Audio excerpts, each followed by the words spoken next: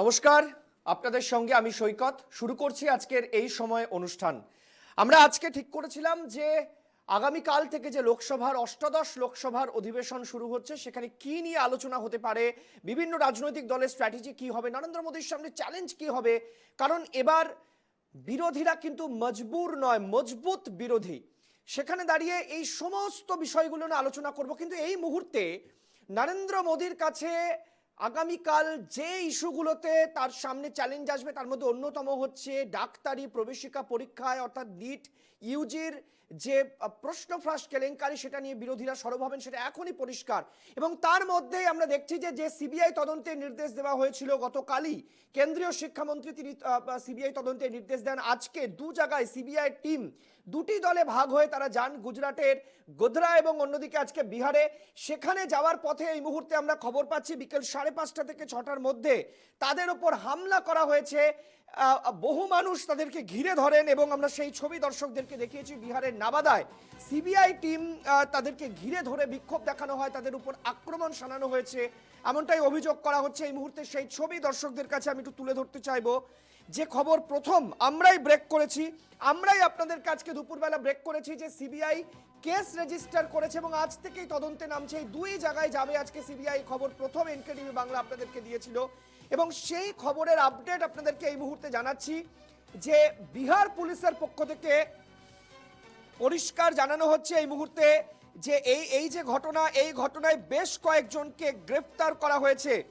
বলা হচ্ছে এই ঘটনায় ইতিমধ্যেই বেশ কয়েকজনকে গ্রেফতার করা হয়েছে এবং সিবিআই টিম নাবাদায় পৌঁছতেই তাদের ওপর হামলার অভিযোগ সামনে আসছে, তাদেরকে হেনস্থা করা হয়েছে, এমনটাই অভিযোগ সামনে আসছে। সেই ছবি এই মুহূর্তে এনকেটিভি বাংলার পর্দায় আপনারা দেখতে পাচ্ছেন। বিহারের নাবাদায় পেপার লিক কাণ্ডে, প্রশ্ন ফাঁস কাণ্ডে যখন সিবিআই যায় তাদেরকে ঘিরে ধরে বিক্ষোভ দেখতে পাচ্ছেন, সেই ছবি এই মুহূর্তে আপনাদেরকে দেখাচ্ছি। শোনাবো আপনাদেরকে পুলিশের প্রতিক্রিয়া। कल सीबीआई की टीम नवादा जिले में हुई थी, उनके द्वारा यूजीसी एनईटी के संबंध में जांच पड़ताल और पूछताछ की जा रही थी। इस संबंध में वो रजौली में गए थे वो लोग और वहां पर किसी घर में उनके द्वारा सर्च एंड सीजर ऑपरेशन किया जा रहा था। इसकी जानकारी रजौली थाने को नहीं दी गई थी। इस रेड को गुप्त रखा गया था। जब वो लोग रेड करके निकलने लगे थे तो उस समय कुछ पब्लिक ने वहाँ पर उसके क्वेश्चन करना शुरू कर दिया था कि क्या कौन है, कहाँ से है। फिर उनके द्वारा जो है सूचना दी गई रजौली थाने को, मुझे भी सूचना प्राप्त हुई। फिर हमने अपना गश्ती गाड़ी और आरएसएस की गाड़ी और बहुत सारी गाड़ियाँ भेजी थी और फिर हम लोग सीबीआई की टीम को लेकर थाने पर आए और फिर वहाँ से अभियोजन कार्रवाई की। এই ঘটনার আপডেট আপনাদেরকে আরো আমরা জানাতে থাকবো এবং আমরা নিঃসন্দেহে মনে করছি যে এই কেন্দ্রীয় তদন্তকারী সংস্থার ওপর প্রথম দিনের প্রথম তদন্তেই বাধা, তাহলে কি সিবিআই সঠিক পথে এগোচ্ছে? এই বিষয়টি আমরা অবশ্যই নজরে রাখবো। আগামী দিনে এই ঘটনার গতি প্রকৃতি কোন দিকে যায়। আমি প্রথমে পরিচয় পর্বে আসবো। আমাদের আজকের প্যানেলে কারা রয়েছেন আমি পরিচয় করিয়ে দেবো। আমাদের সঙ্গে রয়েছেন তৃণমূল কংগ্রেসের সমর্থক রাজনৈতিক বিশ্লেষক ভাস্কর সিংহ রায় আমাদের সঙ্গে রয়েছেন। নমস্কার, স্বাগত আপনাকে। বিজেপি মুখপাত্র শ্রমিক রায় আমাদের সঙ্গে রয়েছেন। শ্রমিক, তোমাকে স্বাগত। রয়েছেন কংগ্রেসের পক্ষ থেকে মুখপাত্র সুমন রায় চৌধুরী। সুমন দা, আপনাকে স্বাগত। এবং রয়েছেন রাজনৈতিক বিশ্লেষক শুভাশিস বন্দ্যোপাধ্যায়, আপনাকে স্বাগত। আমি আজকে দর্শকদের আমি একটু আগেই বলছিলাম যে আমরা কি বিষয় আজকে আলোচনা করতে যাব। আগামীকাল সংসদের 18তম সংসদের অধিবেশন শুরু হচ্ছে। 2019 থেকে 2024-এর মধ্যে পার্থক্য এটুকুই, নরেন্দ্র মোদীর কপালে চিন্তার ভাঁজ। যত সহজে 2019-এর লোকসভায় বিল পাশ করাতে পারতেন নরেন্দ্র মোদী, এবার কিন্তু ততটা সহজ হবে না। কারণ এবার বিরোধীরা মজবুর নয়, বরং মজবুত। ইন্ডিয়া গঠবন্ধন, ইন্ডিয়ার শরিকরা অনেক বেশি একত্রিত। এবার বিভিন্ন ইস্যুতে তারা সরব হবেন। আজকে নিট ইস্যুতে কংগ্রেস দেশব্যাপী তারা বিক্ষোভে নেমেছেন। কি ইস্যুতে এই বিক্ষোভের মুখে পড়তে পারে কংগ্রেস সহ বিরোধী রাজনৈতিক দলরা, কি ইস্যুতে তারা সরব হতে পারেন সংসদে, তার আগাম আজ আপনাদেরকে দেব। বিজেপি বা কি ভাবছে তাও আপনাদেরকে দেখাবো। কিন্তু আপনাদেরকে চলুন দেখাই এই যে পার্লামেন্ট সেশন শুরু হচ্ছে আগামীকাল থেকে, তার কার্যপ্রণালী কি রয়েছে দেখুন, আপনাদেরকে দেখাবো। অষ্টাদশ লোকসভা গঠনের পর প্রথম সংসদ অধিবেশন বসতে চলেছে সোমবার বেলা 11টায়। নির্বাচিত সংসদরা এদিন শপথ গ্রহণ করবেন। ইতিমধ্যেই বিজেপির সাংসদ ভাতৃহারা মেহতাবকে প্রোটেম স্পিকার হিসেবে বেছে নিয়েছেন রাষ্ট্রপতি দ্রৌপদী মুর্মু।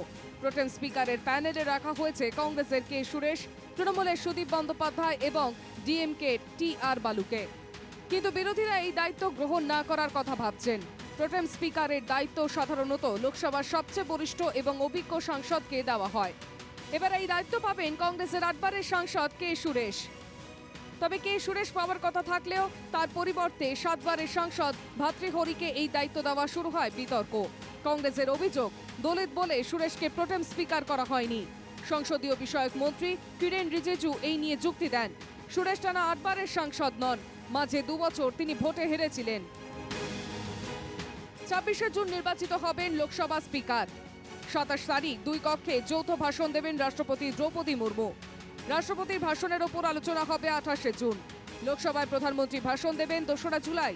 2রা জুলাই প্রধানমন্ত্রী রাজ্যসভাতেও ভাষণ রাখবেন।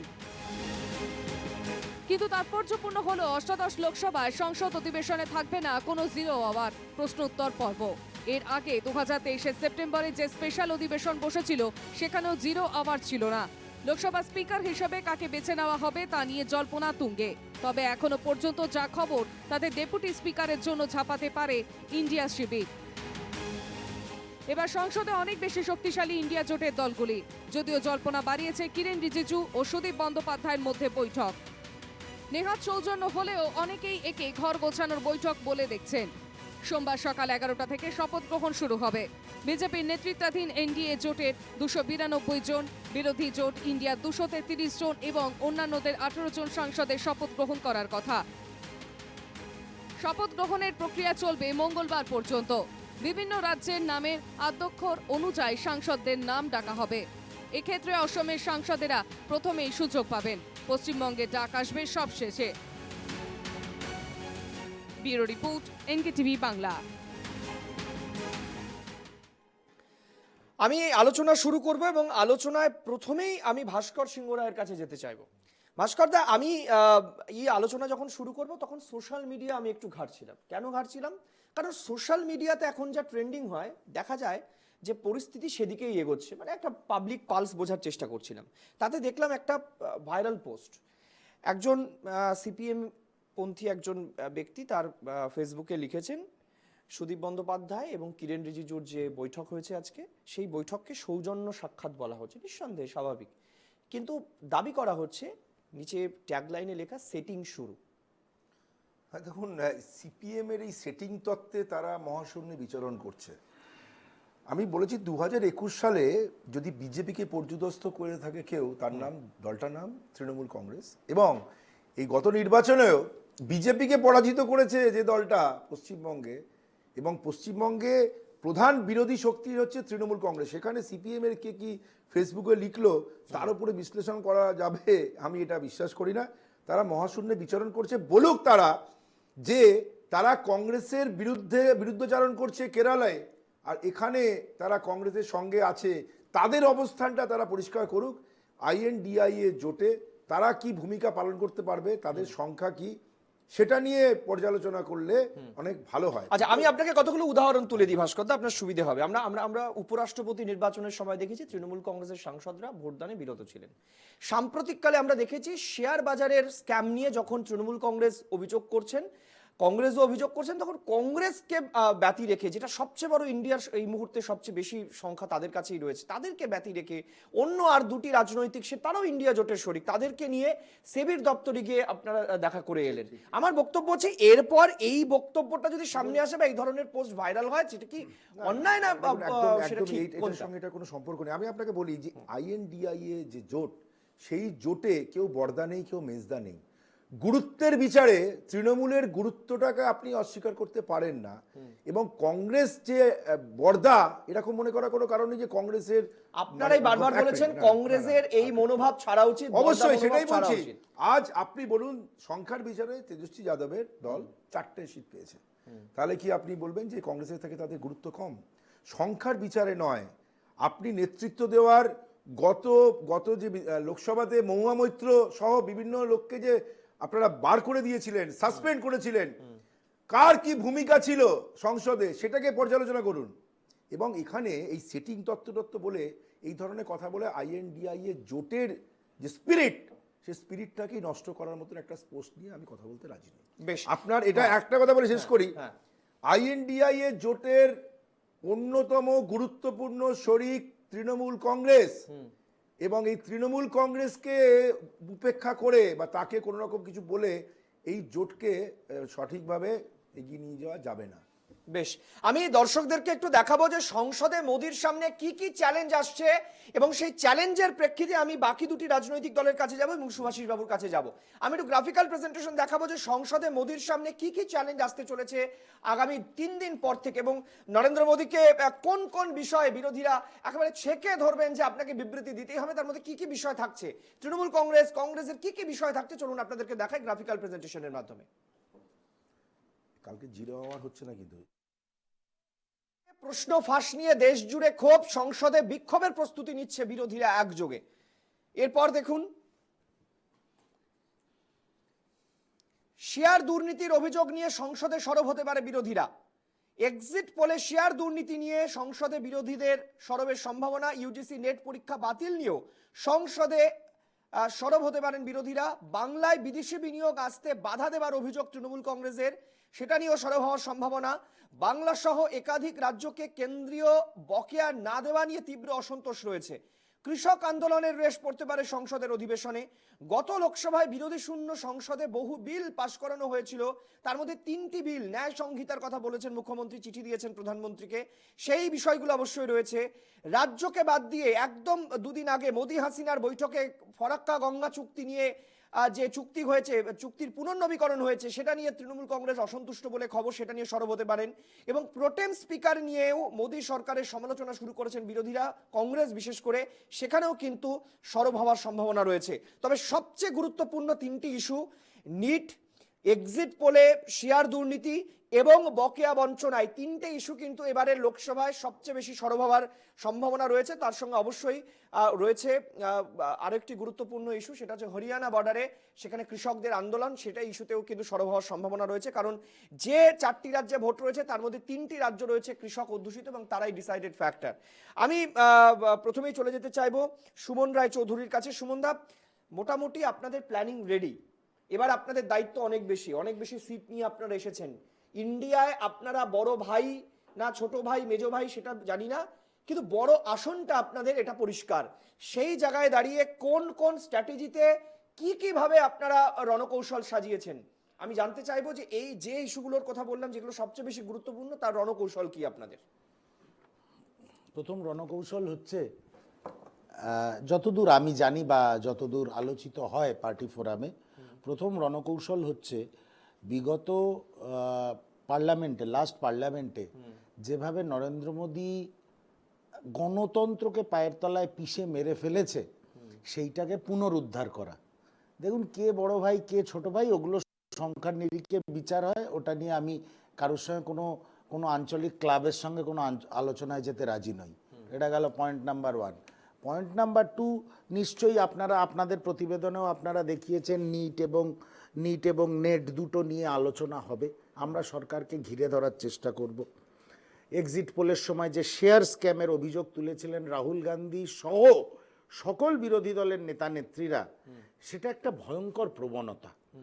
এইভাবে যদি পুঁজিপতিদের সাহায্য করা হয়, পুঁজিপতিদের হাতে দেশের পুঁজি তুলে দেওয়া হয়, এই প্রবণতা কোনো ওয়েলফেয়ার স্টেটের শাসক দলের করা উচিত কি উচিত নয়, এটা কিন্তু ভারতবর্ষের মানুষের ভাবার সময় এসে গেছে।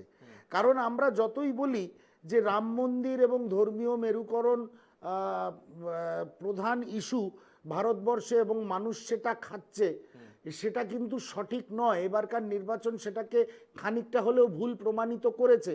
কারণ স্বয়ং অযোধ্যায় যেখানে রাম মন্দির, সেই সিটেও বিজেপি পরাজিত হয়েছে।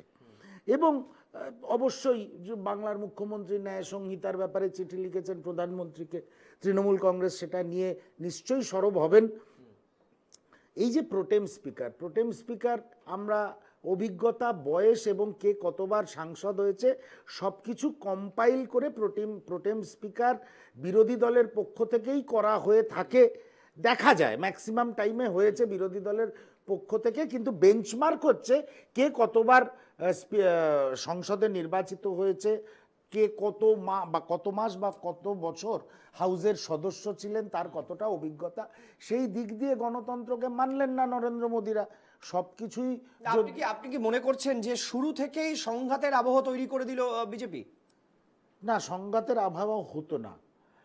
ওরা বিরোধীদের সর্বসাকুল্যে যে সংখ্যা গত পার্লামেন্টে ছিল সেইটার সুযোগ নিয়ে যেভাবে নিজেদের, বা হিন্দিতে আমরা একটা শব্দ বলি না মনমানি, কোট আনকোট, যেভাবে মনমানি করলো বিগত পার্লামেন্টে, খুব স্বাভাবিকভাবে বিরোধীরা এবার অনেক শক্তিশালী হয়ে এসছে।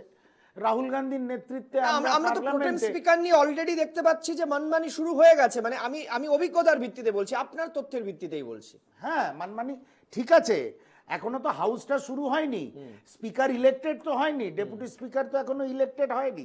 দেখা যাক। প্রোটেম স্পিকার একতরফা ভাবে ওনারা ঘোষণা করলেন, কোনো কিছু নিয়ম কানুন না মেনে করলেন, সেটা মানতে হলো।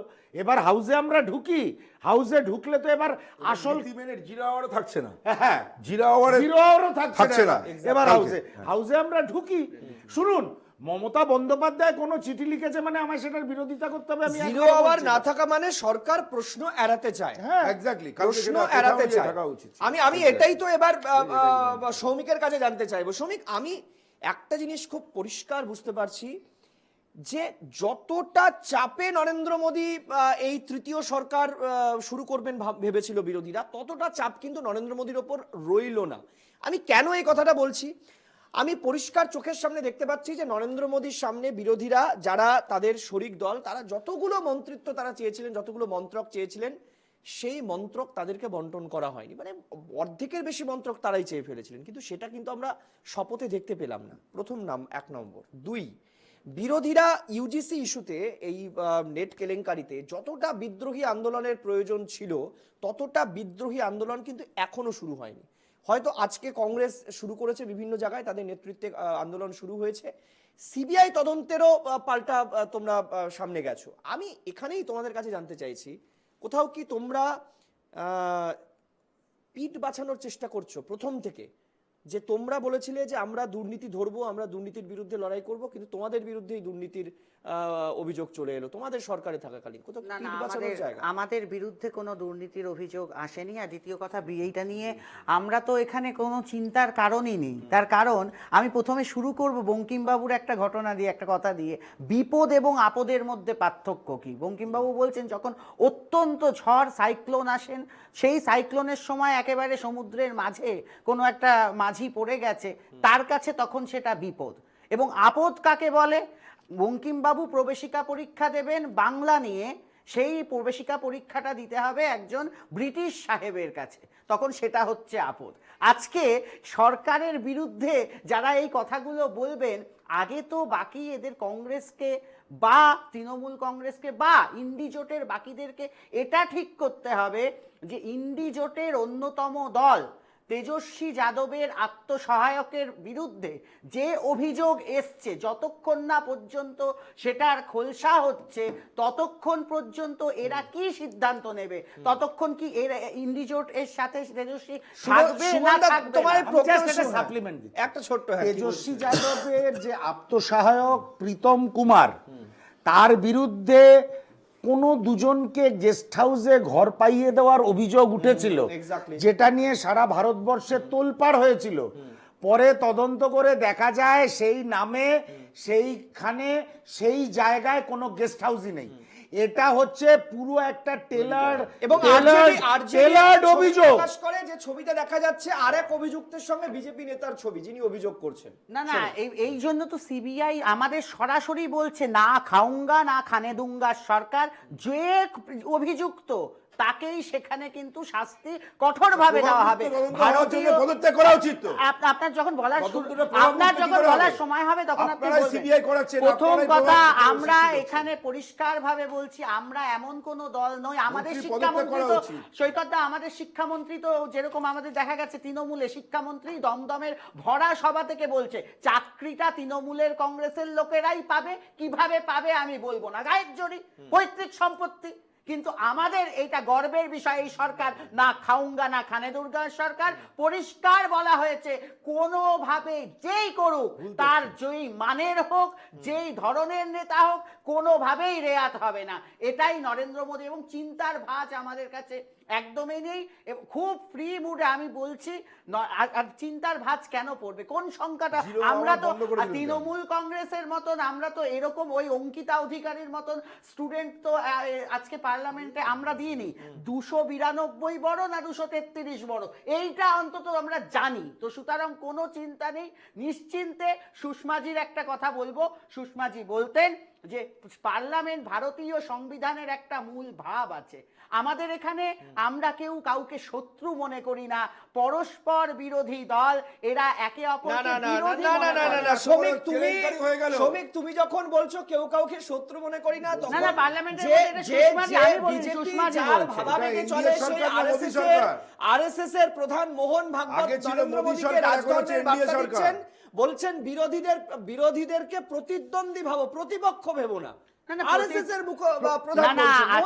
আজকে আমাদের পার্লামেন্টের মধ্যে সুষমাজির যে সব থেকে গুরুত্বপূর্ণ কটা ভাষণ, আমাদের দলের মূল ভাব তো সেটা সুষমাজি বলে দিয়েছেন। এবং পার্লামেন্টের আপনি যে কথা বলছেন, আপনার আমি আরেকটা কথা বলি, আমাদের পার্লামেন্ট অনেক কিছু সাক্ষী দাদা, অনেক কিছু সাক্ষী। পার্লামেন্ট যেরকম ভাবে এনডিএ মোদীজি তো এনডিএ সরকারের প্রতিনিধি, এনডিএ সরকারের প্রতিনিধি। আর দ্বিতীয় কথা হচ্ছে পার্লামেন্ট অনেক কিছু সাক্ষী। যেরকম ভাবে আমাদের পার্লামেন্ট একটা শ্রমিক যেটা ভাস্করদা তুলছেন খুব গুরুতর অভিযোগ। আমি বাংলার আসপেক্টে যদি এটাকে ভাবি, ধরুন আমরা তৃণমূলের জমানায় কি দেখেছি? তৃণমূলের জমানায় দুটো ঘটনা দেখেছি। এক দেখেছি যে তৃণমূলের সরকারের মন্ত্রী তিনি জেলে চলে যাচ্ছেন। আবার এটাও দেখেছি প্রতি বছর পরীক্ষা নেওয়া হচ্ছে না, টিচারদের পরীক্ষা নেওয়া হচ্ছে না। একই ঘটনা তো তোমাদের। আমি বলছি না যে বিজেপি দুর্নীতি করেছে, বিজেপি অপরাধ করেছে, বিজেপি চোর, আমি বলছি না। কিন্তু বিজেপি সরকারের প্রথম ডাক্তারি প্রবেশিকা পরীক্ষায় বিহার, যেখানে তোমরা সরকারে রয়েছে, সেখানে দুর্নীতি হলো।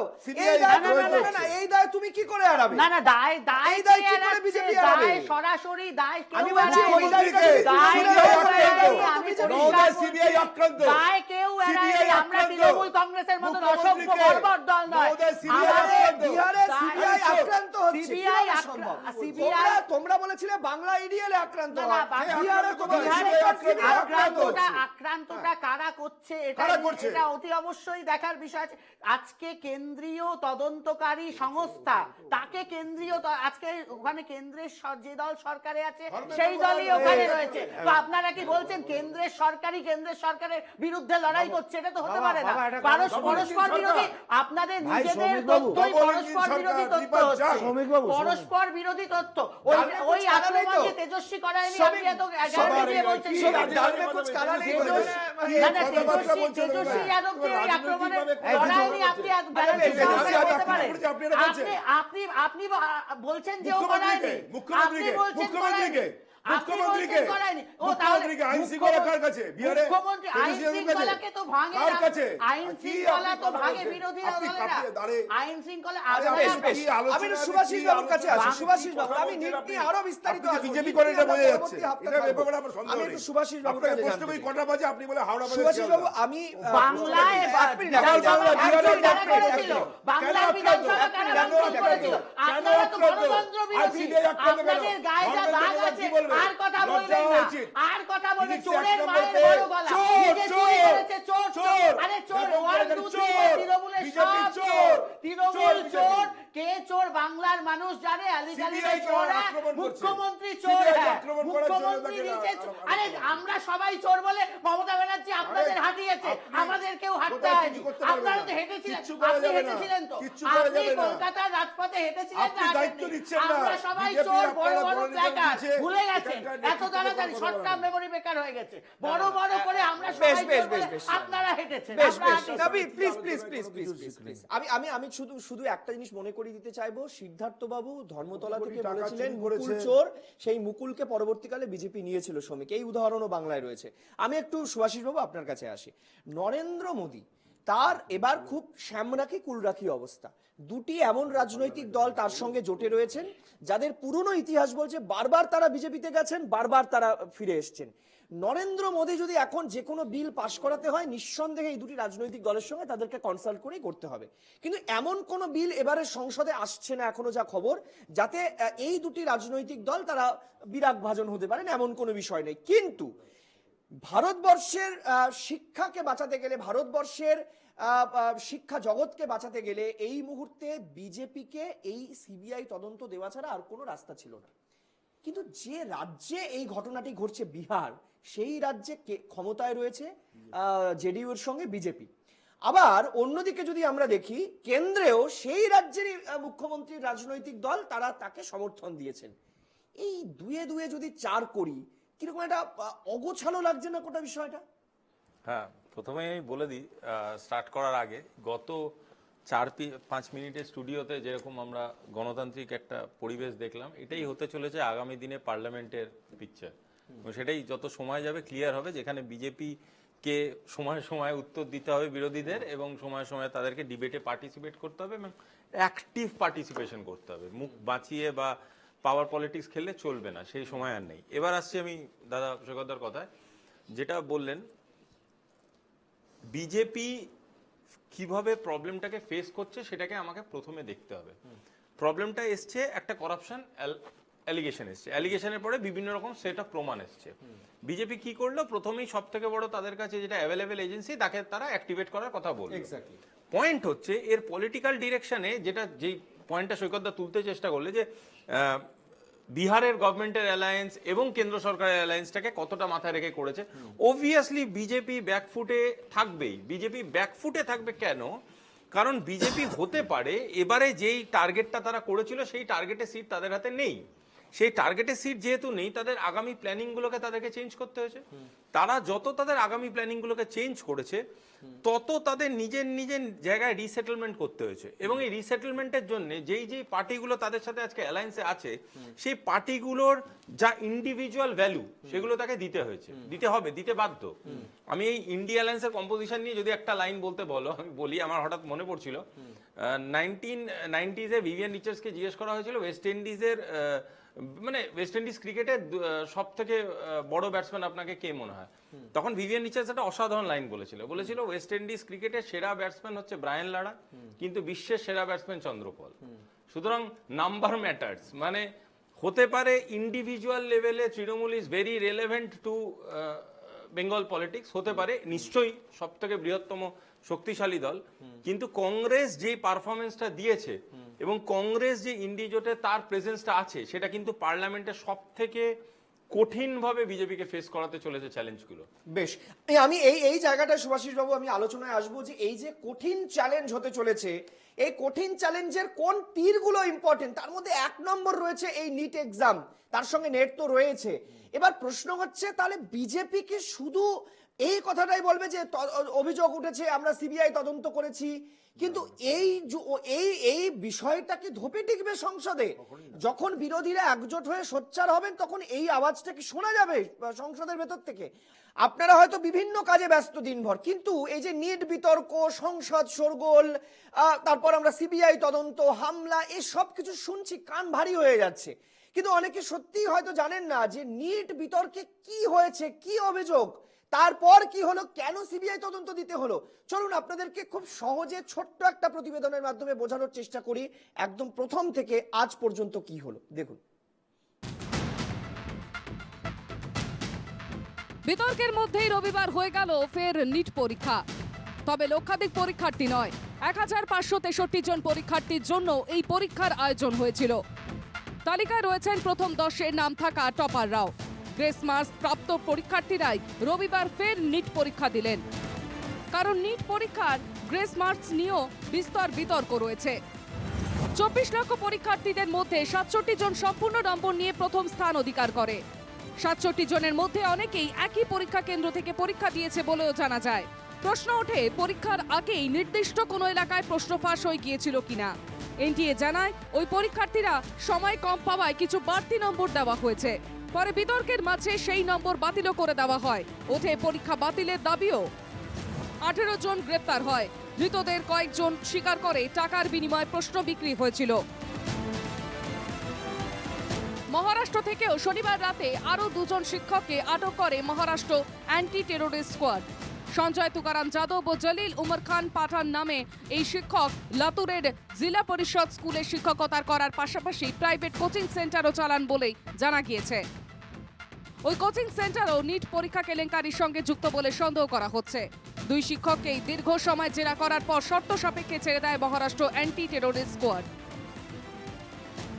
নিট কেলেঙ্কারি নিয়ে শনিবার কেন্দ্রীয় শিক্ষা মন্ত্রক সিবিআই তদন্তের নির্দেশ দিয়েছে।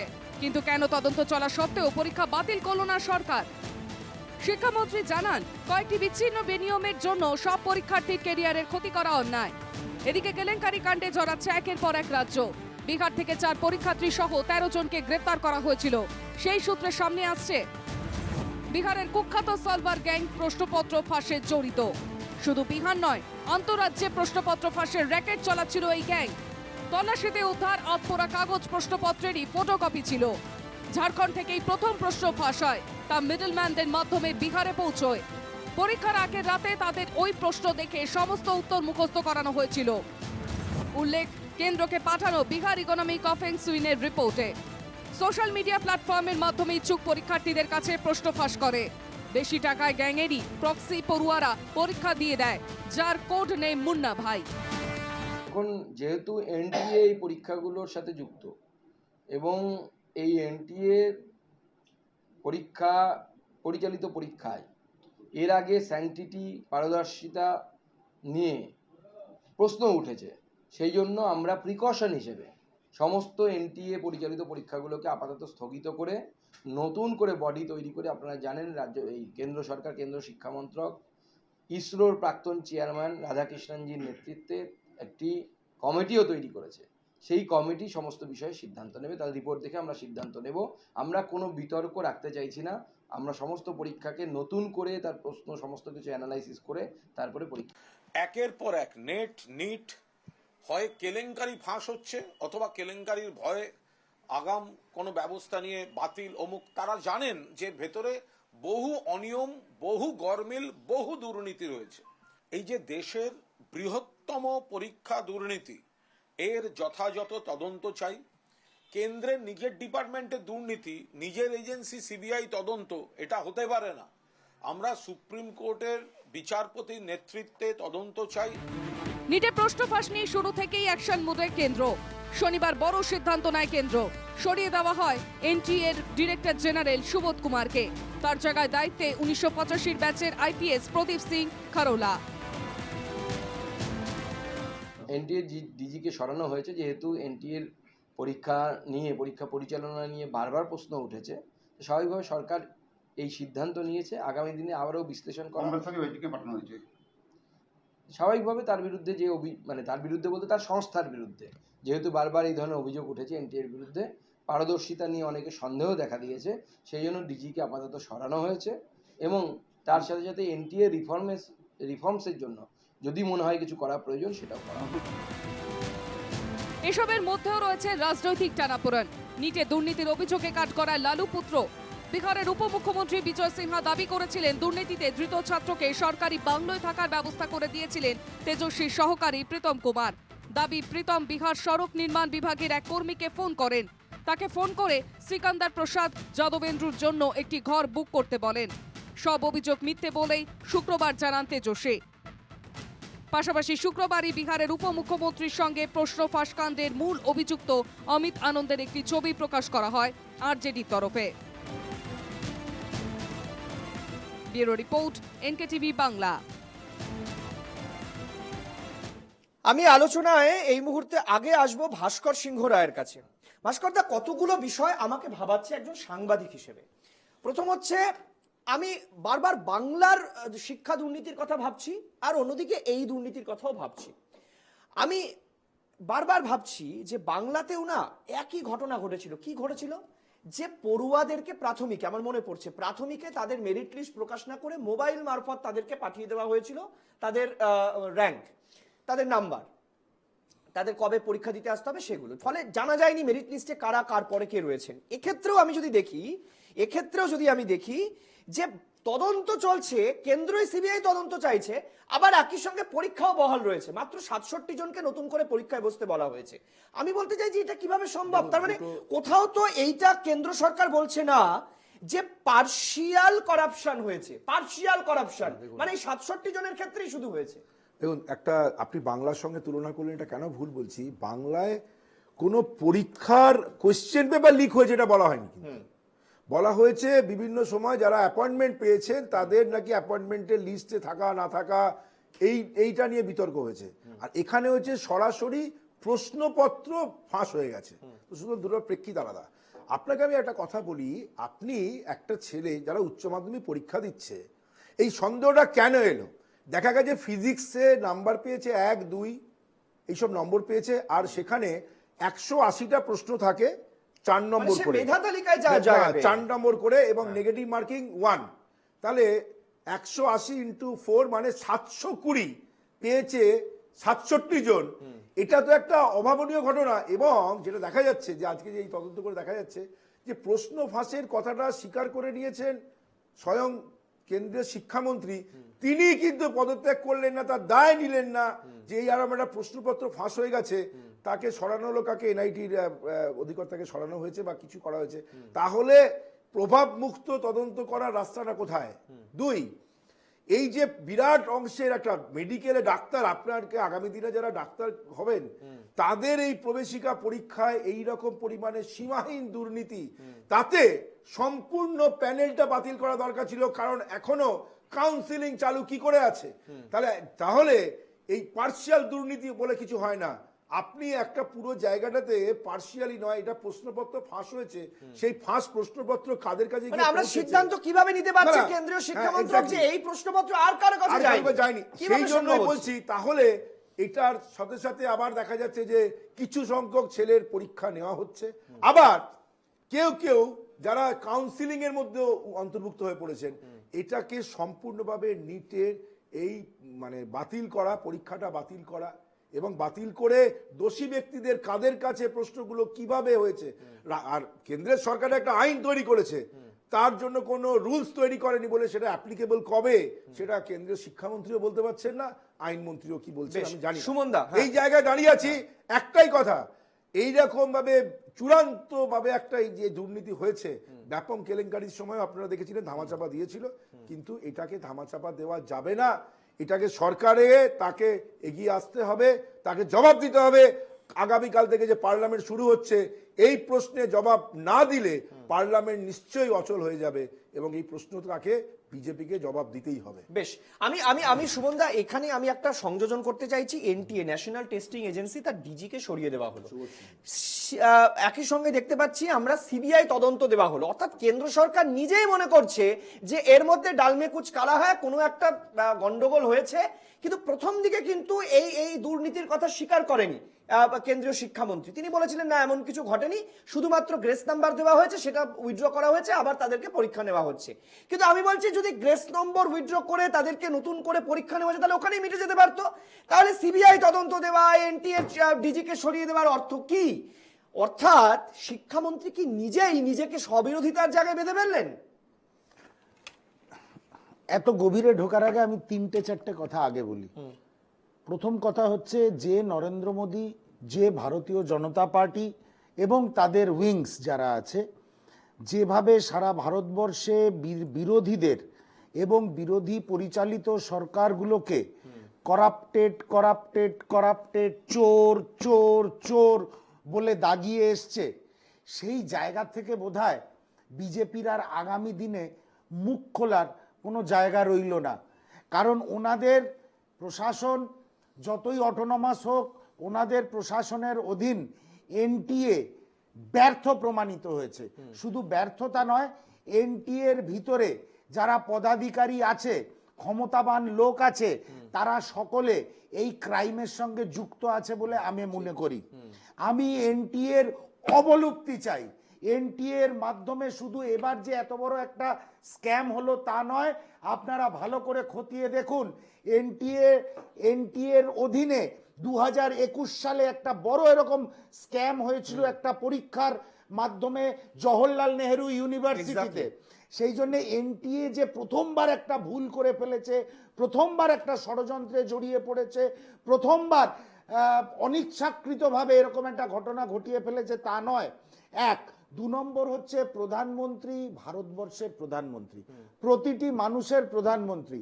প্রধানমন্ত্রীকে এসে এই যে এত বড় একটা স্ক্যাম হয়েছে সেই বিষয়ে সংবাদ মাধ্যমের বন্ধুদের সামনে, কারণ সংবাদ মাধ্যম গণতন্ত্রের চতুর্থ স্তম্ভ, সংবাদ মাধ্যমের বন্ধুদের সামনে এসে দায় স্বীকার করতে হবে। 3 নম্বর, কেন্দ্রীয় শিক্ষামন্ত্রীর পদত্যাগ আমরা দাবি করছি। একবার এই একটু আগে যেটা ভাস্কর দা বলছিলেন, ব্যাপক কেলেঙ্কারি, এত বড় একটা কেলেঙ্কারি হয়েছিল, কত মানুষ, কত আগামী প্রজন্মের ছেলেমেয়েরা সাফার করেছিল, সেটা ভারতবাসী দেখেছে, সেটাকে ধামাচাপা দেওয়া হয়েছিল। কিন্তু এবার আর সেই ধামাচাপা দেওয়ার সুযোগ নরেন্দ্র মোদী পাবেন না। এখন ওনারা চাইছেন সিবিআই এনকোয়ারি, আবার ওনাদের পরিচালিত রাজ্যে যখন সিবিআই এনকোয়ারি করতে যাচ্ছে তারা আক্রান্ত হচ্ছে। তাহলে এর থেকে আমরা কি বুঝবো? একটা ভয়ঙ্কর কনস্পিরেসি হয়েছে। অর্থের বিনিময় ভারতবর্ষের ছেলে মেয়েদের, আগামী প্রজন্মের ভবিষ্যৎ বিক্রি হয়ে যাওয়ার ব্যবস্থা করেছেন নরেন্দ্র মোদী এবং নরেন্দ্র মোদীর সরকারের শিক্ষা মন্ত্রক, যে শিক্ষা মন্ত্রকের অধীনে এনটিএ, যদিও ওনারা সেটাকে অটোনমাস বডি বলেন, স্বশাসিত সংস্থা বলেন, কিন্তু আমরা প্রত্যেকেই জানি যেগুলো অটোনমাস বা স্বশাসিত সংস্থা তাদের ওপরেও সরকার কিভাবে লাঠি ঘোরায় আইন ব্যবস্থা অবধি। সেই জন্যে আমরা চাই সঠিক তদন্ত হোক, আসল যারা দোষী তারা গ্রেপ্তার হোক, তারা শাস্তি পাক। কারণ নরেন্দ্র মোদী আমাদের সবাইকে কালিমা লিপ্ত বলেন, সব বিরোধীরা করাপ্টেড, সব বিরোধীরা চোর, এবার আসলকে চোর, চৌকিদার যে চোর, যেটা রাহুল গান্ধী বলেছিল চৌকিদার চোর হ্যাঁ, এবার সেটা প্রমাণিত হবে। বেশ, আমি আপনার কাছে দুটো প্রশ্ন শ্রমিক করতে চাইবো। শ্রমিক, আমি দুটো প্রশ্নের উত্তর আপনার কাছে চাই। প্রশ্ন ফাঁস হয়েছে, স্বীকার করেছে যারা গ্রেফতার হয়েছে তারা। কোন পুলিশ বলছে এটা? বিহার পুলিশ কেন্দ্রকে আজকে রিপোর্ট দিয়েছে। বিহার পুলিশ তোমাদের নেতৃত্বাধীন বিহার পুলিশ রিপোর্ট দিয়ে বলছে যে হ্যাঁ এই সালভার গ্যাং এতে জড়িত আছে, এবং তারা বলছে যে তারা প্রশ্ন ফাঁস করেছে। কবে না? পরীক্ষার আগের দিন রাতে প্রশ্ন ফাঁস হয়েছে। আচ্ছা, আমি বলছি যদি প্রশ্ন ফাঁস হয়ে থাকে, তার মানে এই প্রশ্ন কার কার কাছে গেছে এটা তখন জানা যাবে যদি সিবিআই লার্জার কনস্পিরেসি তদন্ত করে বলতে পারে যে হ্যাঁ 50 জনের কাছে গেছে, 100 জনের কাছে গেছে, 20 জনের কাছে গেছে, বা কেউ পায়নি, এটা মিথ্যে অভিযোগ। কিন্তু তার আগে কিভাবে পরীক্ষাটাকে তোমরা বহাল রেখে দিতে পারো? তার মানে পরীক্ষাটা এখনো পর্যন্ত যতক্ষণ সিবিআই তার রিপোর্ট না দিচ্ছে, যদি স্বচ্ছ রিপোর্টও দেয়, ততক্ষণ পরিষ্কার বোঝা যাচ্ছে না ওই প্রশ্নপত্র কার কার কাছে গেছিল এবং কে ওই প্রশ্নপত্র দেখে দেখে লিখেছে। দেখুন কিভাবে সম্ভব সেটা? দেখুন, প্রথম বিষয়টা হচ্ছে কেন্দ্রীয় শিক্ষামন্ত্রী যেটা বলেছে এটা বহাল রাখা মানে এটাই যে চলবে, বা এখনই কোনো সিদ্ধান্ত কিন্তু সরকার এখনো পর্যন্ত আসেন না। এইটা শ্রমিক আমি যুক্তিগ্রাহ্য ব্যাখ্যা চাই। আমি এই অযৌক্তিক কথা শুনতে ভালোবাসি। আমি বলছি একটা তদন্ত কেন্দ্রীয় শিক্ষামন্ত্রী দিয়েছেন। আমি বলছি তোমরা সিবিআই এর জাজ আসা পর্যন্ত তোমরা অপেক্ষা করো। সিবিআই বলুক যে হ্যাঁ এই 100 জন এই পেপার পেয়েছে, আমরা তদন্তের জন্য অপেক্ষা করছি, এবং শুধুমাত্র এই সিদ্ধান্তটা এই কারণে নেওয়া হয়নি যদি তাহলে আজকে পরীক্ষা হলো কেন? তাহলে গ্রেস নম্বর পাওয়া পড়ুয়াদের পরীক্ষা আজকে আলাদাভাবে হলো কেন? তার মানে তোমরা এই প্রক্রিয়াটাকে চালিয়ে যেতে চাইছো। না না, ভারতের সংবিধান এই কথাটা কিন্তু বারবার বলছে যে শুধুমাত্র গুটি কয়েক মানুষ বা কিছু মানুষের জন্য, একজনও নির্দোষ যেন, একজনও নির্দোষ যেন, যারা ডাক্তারি প্রবেশিকা পরীক্ষা, 1 মিনিট শ্রমিক, ডাক্তারি প্রবেশিকা পরীক্ষায় একজনও যদি এই টুকলি করে পাস করে থাকে, 1 মিনিট, একজনও যদি টুকলি করে পাস করে থাকে, সিবিআই সেটা ধরতে না পারে, তুমি ভাবতে পারছো তিনি আমাদের সমাজে ডাক্তার হয়ে ঘুরে বেড়াবেন? না না, আপনার ভুয়ো ডাক্তার হয়ে ঘুরে বেড়াবেন, যেমন ভাবে বাংলায় ভুয়ো টিচার দেখেছি আমরা। আমার সিবিআই এর উপরে ভরসা আছে এবং সরকারেরও নিশ্চয়ই তার তদন্তকারী যে অফিসাররা আছে বা টোটাল তদন্তের প্রতি সরকারও ভরসা রাখছে। কিন্তু সরকার চালানো আর সার্কাস চালানো তো এক নয়। সরকার এটাকে সবসময় মাথায় লালু রেখে প্রসাদ যে কথা যাদবের আমলের পরিষ্কার বিহারকে বললেন, তোমরা তুলনা করতে, দেখুন, সেই আজকে তোমাদের শাসিত বিহার আজকে বাংলা গোটা ভারতবর্ষের মুখ ডোবাচ্ছে। না না, তোমাদের শাসিত বিহার গোটা পুরো দু নম্বরই একটা রাজনৈতিক দল, গোটা ভারত আমরা দু নম্বরই একটা রাজনৈতিক দল। আমরা কিন্তু দায় অস্বীকার নোটবন্দির করিনি। সময় এক পরিষ্কার রাতে না 750 কারণ কোটি টাকা, সরকার 750 কোটি টাকা আরে আপনারা তো রাফেল কোঅপারেটিভ করে ব্যাংক থেকে বদল করে চেয়েছিলেন, দিয়েছিল। মুখটা তো পুড়ে একদম ছিল। দু নম্বরই। আরে আপনারা একদম রাফেল দু মনে নম্বরই পড়ে একটা রাজনৈতিক দল। রাফেল করে চাচালেন, মুখটা পুড়ে ছিল। আমি বলছি আবার এই পূর্ণ তদন্তে আপনাদের লোকেরাই দোষী সাব্যস্ত হবে। সুপ্রিম কোর্টে আবার যখন যাবে ফাঁসিয়ে চড়কাবে। তাই না?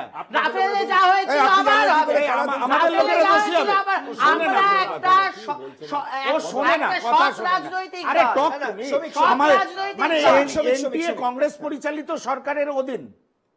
কংগ্রেস পরিচালিত সরকারের অধিকার কি আজকে এখানে অভিযোগ বিহার কার সরকার উপরে কংগ্রেস উঠেছে? চালাচ্ছে, ও- উত্তর দাও না, চেঁচামেচি করে আরে, লাভ নেই। তেজস্বী যাদব মানুষ কাদের দেখছে সাথে তো। আছে? যার উপরে অভিযোগ উঠছে সে আবার কার সাথে মিথ্যা আছে? কথা। ও মিথ্যাকে কার আবার সাথে establish উঠেছে? করার চেষ্টা তাহলে করছে। কে ও মিথ্যাকে কোর্টে আবার যাচ্ছে না establish- কেন? কোর্টে যাচ্ছে আচ্ছা, না কেন? তেজস্বী যাদব বয়সে তুমি অনেক পড়াশোনা ছোট, জানে না, মিথ্যাকে পড়াশোনা জানে না, establish আমার করো না। বিরুদ্ধে চোর বলছে আমাকে, আমি কোর্টে যাব বেশ, না। বেশ। তাহলে তার মানে তো ডাল মে বেশ, কুছ বেশ, কালা হ্যায়। বেশ, বেশ, বেশ। ইন্ডিজোটে হ্যাঁ। তেজস্বীকে রেখে না, এখানে বড় শ্রমিক, বড় বাতেলা শ্রমিক, বলবেন। শ্রমিক, আর একটা শুধু একটা আমি- কথা, আমি শ্রমিক, আর তৃণমূল আমি কংগ্রেসকে যেটুকু বলতে বলছি, চাই, হ্যাঁ। রাজ্যে মাধ্যমিক উচ্চ মাধ্যমিকের প্রশ্ন প্রতি বছর ফাঁস হয়, আপনারা কিচ্ছু করতে পারেন না। প্রত্যেকটা বছর ফাঁস হয়। শিক্ষামন্ত্রী যেই হোক, মুখ্যমন্ত্রীকে আগে পদত্যাগ করতে বলুন। না, মাধ্যমিকের তার মানে আপনি কি বলতে চাইছেন? মাধ্যমিকের শ্রমিক, শ্রমিক, শ্রমিক, বাংলা বাংলা বাংলা বাংলায় এই বাংলার এই ঘটনাগুলো বাংলার মানুষ জানার পরেই তোমাদেরকে ভোট দিয়েছে। তোমরা পেয়েছো যে কটা আসন, তার 3 গুণ আসন তৃণমূল কংগ্রেস পেয়েছে। আমি সেই বক্তব্যে যাচ্ছি না। আমি আমি আমি এই জায়গায় এক মিনিট শ্রমিক, আমি সুভাষিস বাবুর কাছে জানতে চাইবো। সুভাষিস বাবু, চুরিটা চুরি। এক মিনিট, মাধ্যমিকের প্রশ্ন ফাঁস, প্রশ্ন ফাঁস। উচ্চ মাধ্যমিকের প্রশ্ন ফাঁস, আমি দেখতে পাচ্ছি বিহার তার নাম জড়িয়েছে, আমি দেখতে পাচ্ছি মহারাষ্ট্রের নাম জড়িয়েছে, আমি দেখতে পাচ্ছি গুজরাটের নাম জড়িয়েছে, আমি দেখতে পাচ্ছি বাংলা থেকেও আজকে দুজনকে গ্রেফতার করা হয়েছে, 2 পড়ুয়াকে। এর মধ্যে একটি রাজ্যে বিধানসভা নির্বাচন রয়েছে, সেখানে বিজেপির রেজাল্ট ভালো হয়নি। মানুষ কি কারণে মুখ ফিরিয়েছেন আমরা জানি না, কিন্তু তার মধ্যে কৃষক বিদ্রোহ চলছে। আপনার কি মনে হচ্ছে, অ্যানালিসিস কি বলছে যে এর প্রভাব 4 রাজ্যের বিধানসভা নির্বাচনে পড়বে? তার মধ্যে মহারাষ্ট্র রয়েছে, খুব ইম্পর্টেন্ট। আমি একটা কথাই ডিবেট থেকে যেটা আমি বোঝার চেষ্টা করছিলাম সেটা হলো, যে কোনো অ্যাডমিনিস্ট্রেশন যখন চালাতে হয়, সিলেক্টিভ ক্লিয়ারেন্স বলে কিছু হতে পারে না। Either I am fully clear or I am not clear. Selective clearance বলে কোনো কনসেপ্ট নিয়ে এগোনো যায় না। কোনো পলিটিক্যাল ন্যারেটিভকেই মানুষজনকে খাওয়াতে গেলে, অ্যাজ এ পলিটিক্যাল স্ট্র্যাটেজিস্ট আমরা গ্রাউন্ড লেভেলে দেখেছি, কোনোদিন অর্ধেক বললাম না, তাহলে মানুষ কিন্তু কনভিন্সড হয় না, বরং বিভ্রান্ত হয় এবং ভোট ব্যাংক এগেনস্টে ভোট করে। আমি যদি তৃণমূল কংগ্রেসের বহু রকমের প্রকল্পের এগেনস্টে হই, আমাকে ক্লিয়ারলি সেই স্ট্যান্ডটা নিতে হবে। আমি তার অল্টারনেট স্ট্যান্ড দিয়ে একটা হাইপোথেটিক্যাল থিওরি তৈরি করলে সেই থিওরিটা খায় না সাধারণত মানুষ। এবং এই যে 4টে রাজ্যে নির্বাচন হবে, আমার মনে হচ্ছে এই 4টে রাজ্য নির্বাচনের ডাইরেক্ট প্রভাব পড়বে এই জিনিসটা, ডাইরেক্ট প্রভাব পড়বে। হ্যাঁ, ডাইরেক্ট প্রভাব পড়বে। এর জন্য আমি বারবার বলছি যে মনসুন সেশনটা আসছে, এটা কিন্তু very important for the next government, ভীষণ ইম্পর্টেন্ট। বাজেট সেশনও আছে, বাজেট সেশনটা তো ভীষণ ইম্পর্টেন্ট। এবং এখানে অপোজিশনের যেমন নিজের স্ট্যান্ডটা হাউসে বোঝাতে হবে, তেমনি গভর্নমেন্টকেও নিজের ক্লিয়ারেন্সটা দেখাতে হবে যে আমি কতটা পরিষ্কার, আমি কোন জায়গায় দাঁড়িয়ে আছি। অপোজিশনকেও তার স্ট্যান্ডটা যতটা যুক্তিযুক্ত সম্ভব তাদেরকে বোঝাতে হবে। আদারওয়াইজ দুজনের মধ্যে গভর্নমেন্টকে কিন্তু তার ন্যারেটিভটা বাকি স্টেটগুলোতে বোঝাতে হবে। আমি অপোজিশনের ডিউটিটা বুঝুন, অপোজিশনকে কিন্তু তাদের ন্যারেটিভটা স্টেট ওয়াইজ বোঝাতে, যদি তারা পিছিয়েও থাকে, সেটা তাদেরকে অতটা এফেক্ট করবে না তুলনামূলকভাবে, গভর্নমেন্টের যতটা এফেক্ট করবে। তাই জন্য গভর্নমেন্ট, যে সেন্ট্রাল গভর্নমেন্ট অপারেশনাল রোলে আছে, তাকে এই ন্যারেটিভটাকে মানুষের অবধি পৌঁছতেই হবে যে উই আর ক্লিয়ার। এই যে বারবার করে বিভিন্ন, যেটা আমাদের কংগ্রেসের দাদা বলছিলেন, বারবার করে বিভিন্ন রকম স্টেটে গিয়ে বিভিন্ন রকম লোকের উপরে অ্যালিগেশন দেওয়া হচ্ছে, সেম জিনিস তো আজকে বিজেপির সাথেও চলছে। তাদের উপরেও তো যেটা আছে সেটা স্টেট অফ অ্যালিগেশন, কেউ তো এখনো বলছে না যে এই চোর বা এই চুরি করেছে।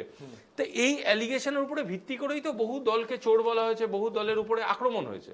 তো আজকে যখন বিজেপির নিজের স্ট্যান্ডকে ক্লিয়ার করার দরকার পড়েছে, যখন তারা গভর্নমেন্টে ফিরে এসছে, তাদেরকে সেই অ্যালিগেশনটা যত সফটলি হ্যান্ডেল করা দরকার, যত মাইনিউটলি হ্যান্ডেল করা দরকার, তাদেরকে সেটা করতে হবে। এবং এখনো যেটা এখনো আলোচনায় পরিষ্কার, এখনো পর্যন্ত সেটা হয়নি এবং ধোঁয়াশাপূর্ণ জায়গা হয়নি। এবং তবুও এটার পরেও আমি আরেকটা কথা বলি, ইস্তফা can't be the solution at this moment. Politically it might sound like a solution. কেন বলছি, কোনো তদন্ত করতে গেলে সেটার মধ্যে কোনো ইনফ্লুয়েন্স যাতে না, আমি সেটা বলছি, সেটাকে আগে তো বলছি। এই যে গোটা উইদাউট এনি ইনফ্লুয়েন্স না, আপনি ইনভেস্টিগেট করবেন, না সেই জন্যই তো পদত্যাগ চাওয়া হয়েছে। আমি মানছি, কিন্তু তার সাথে এটাও আমি বলছি যে বডিটা ডাইরেক্টলি এই গোটা প্রসেসটাকে এফেক্ট করেছিল নেগেটিভলি, তাকে আইডেন্টিফাই করা হয়েছে এবং তার মধ্যে চেঞ্জ আনা হয়েছে।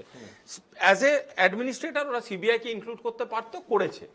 এবার পয়েন্টটা হচ্ছে সিবিআই এর তদন্তটাকে ডাইরেক্টলি কোর্টের ইনফ্লুয়েন্সে আনতে হবে, কোর্ট মনিটর্ড ইনফ্লুয়েন্সে। কুণাল বাবু দাবি করলেন একটু। হ্যাঁ, এবং মানে ভালো লাগে দেখতে যখন মানে রাজ্য থেকে বিভিন্ন রকম ইন্ডিপেন্ডেন্ট ইনভেস্টিগেশনের দাবি হয়, তখন আমার খুব পশ্চিমবঙ্গবাসী হিসেবে খুব ভালো লাগে সেটা শুনতে, দেখতে।